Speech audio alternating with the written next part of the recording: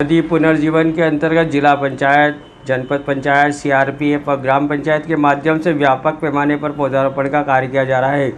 बोरखेड़ी पानेरी स्थित नीलकंठ महादेव व ग्राम बेल्लारी में जिले के कलेक्टर जितेंद्र सिंह राजे के मुख्य आतिथ्य व नीमच क्षेत्र के विधायक दिलीप सिंह परियार की अध्यक्षता में पौधारोपण किया गया। जिले के कलेक्टर श्री राजे का कहना था कि प्रकृति के साथ जो खिलवाड़ अन्याय किया गया उसी का परिणाम है कि असंतुलन की स्थिति बनी है। पहले फलदार चीज़ें खेतों में ही मिल जाया करती थी, परंतु आज शहर की तरफ आना पड़ता है।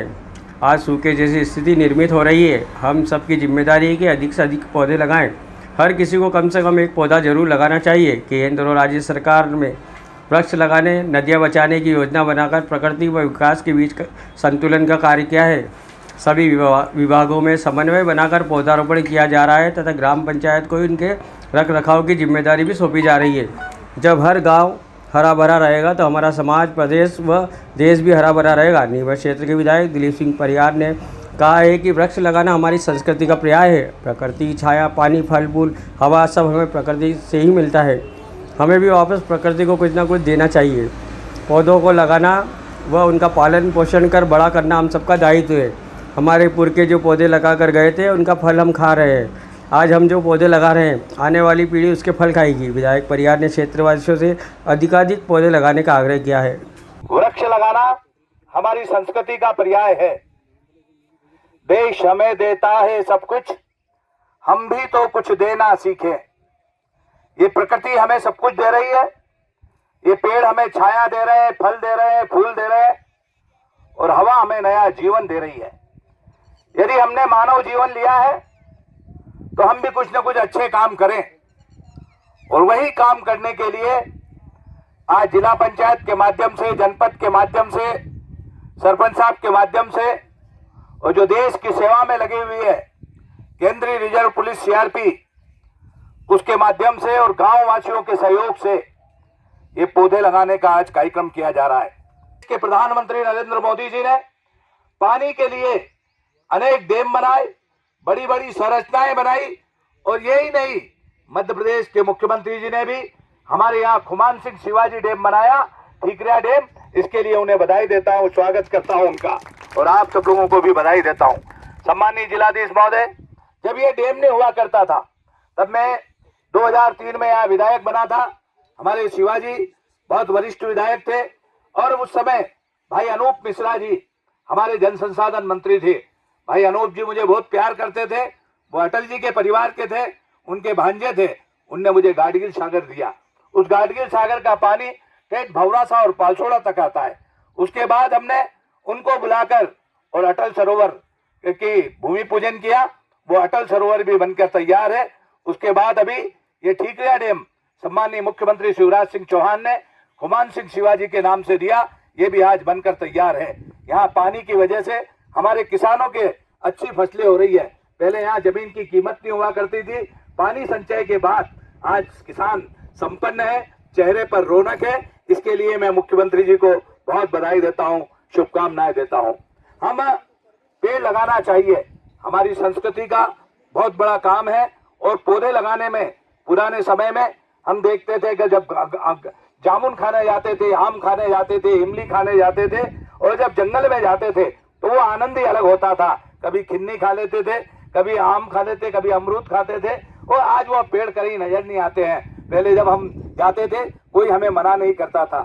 हम के देखते थे गांव देवता किसी के भी पूजे जाते थे, हम भी लड्डू वापले चले जाने खाने। गांव की बेटी विदा होती थी, पूरा गांव रोता था और उसको छोड़ने जाता था। नदी नालों में हम लोग नहाकर और अपना जीवन व्यतीत करते थे। आज वह नदी नाले कहीं शुद्ध नहीं है, कहीं हमें फलदार वृक्ष लगते नहीं है। इसलिए हम आने वाले समय में फलदार वृक्ष भी लगाएं और वृक्ष भी लगाएं। वृक्ष हमें जीवन देता है।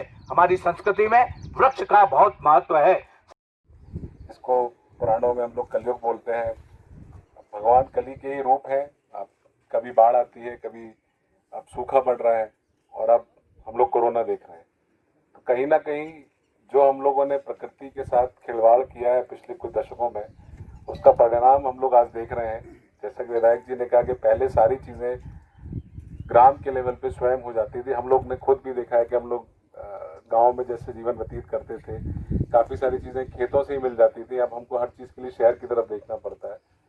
तो ये सारा कहीं ना कहीं जो प्रकृति के साथ हम लोगों ने जो अन्याय किया है उसी के परिणाम हम लोग देख रहे हैं। तो मुझे लगता है ऐसी स्थिति में हमारा सबसे बड़ा दायित्व यही है कि हम प्रकृति को कैसे बचाएं, और उसी साधना में हम लोग वृक्ष भी लगा रहे हैं, नदियों को बचाने का प्रयास भी कर रहे हैं, और राज्य शासन इस पे सतत बहुत सारी योजनाएं बना के कोशिश यही कर रहा है कि जो प्रकृति और विकास का सामंजस्य है वो बना के रखे। और इसी प्रयास में हम लोग शहर में वृक्षारोपण के बृहद कार्यक्रम कर रहे हैं अनेकों जगह पर। आज हम लोगों ने इससे पहले भी गाँव में हम करके आए हैं, हम छायल में कर रहे हैं, और हम लोग नीमच सिटी में भी अभी आगे आने वाले दिनों में वृक्षारोपण करेंगे। आज के कार्यक्रम में जो हमको CRPF से मदद मिली है, CTC कमांडेंट भी वहाँ के आए हुए हैं, अविनाश जी, साथ ही साथ हमारी जो जनपद की टीम है, CO जिला पंचायत की टीम है, सारे लोगों ने बहुत अच्छा प्रयास किया है कि इस तरीके के जो वृहद वृक्षारोपण के कार्यक्रम है वो करे जाएं, और पंचायत के ही माध्यम से किए जाएं, उनके नेतृत्व में किए जाएं। बिकॉज पंचायत अगर इसमें नेतृत्व करता है तो उनका लालन पालन, उनका पालन पोषण भी होता है। और मैं अपेक्षा करूंगा कि यहाँ के जो ग्राम के वरिष्ठ जन हैं इसमें वो आगे आएँ, और इन जो वृक्ष हम आज लगा रहे हैं ये आगे आने वाले सालों में भी इनको हम संरक्षित कर पाएँ, जिससे इस गांव की समृद्धि भी हो और यहाँ के बच्चों को भी आगे आने वाले दिनों में एक हरा भरा वातावरण मिले, जो आप लोगों ने भी कभी देखा होगा। अभी हम लोग देख रहे हैं काफ़ी जगह सूखा पड़ रहा है और किस तरह की स्थितियाँ बन रही हैं, पानी भी नहीं गिर रहा है।